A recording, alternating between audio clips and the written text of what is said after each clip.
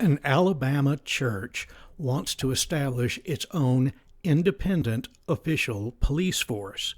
Not private security, not hiring off-duty policemen as security guards, but an actual state-sanctioned official police department that is run by the church, an official church police department.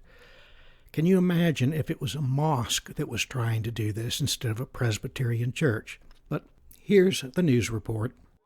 From one of the two Briarwood campuses to talk about what lawmakers say might be an emerging trend. Mike? Sherry and Jim, Briarwood has its large high school campus here in Shelby County and also a large church and other facilities in its Jefferson County campus. And supporters of the bill say both need full-time police protection. But skeptics of the legislation worry that it could open the door for a flurry of privately controlled police departments. We are creating a situation here that will not limit itself, and we won't be able to limit it after a while.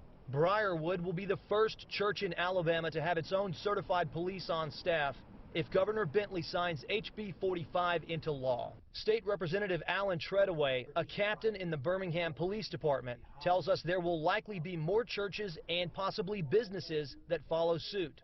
You're seeing more and more of these acts of violence happening in areas that we used to never see before. And with that, this is the response. Treadaway says hiring certified officers is not a new phenomenon and points out several colleges in Alabama have their own police departments.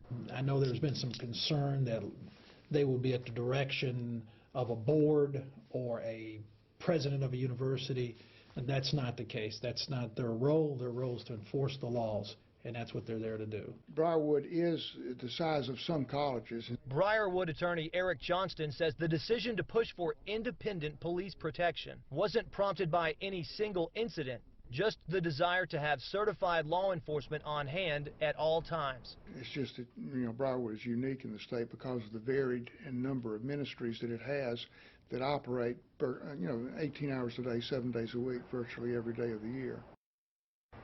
Now, if the governor gives final approval to that bill, Eric Johnston says Briarwood will probably hire 1 or 2 officers for one or maybe both campuses, but they won't be buying any patrol cars, definitely no helicopters. Meanwhile, we did reach out to the governor's office to find out when or if he plans to sign the bill, and so far, we haven't heard back. Live in Shelby County, Mike McClanahan, WIAT 42 News. Coverage you can count on.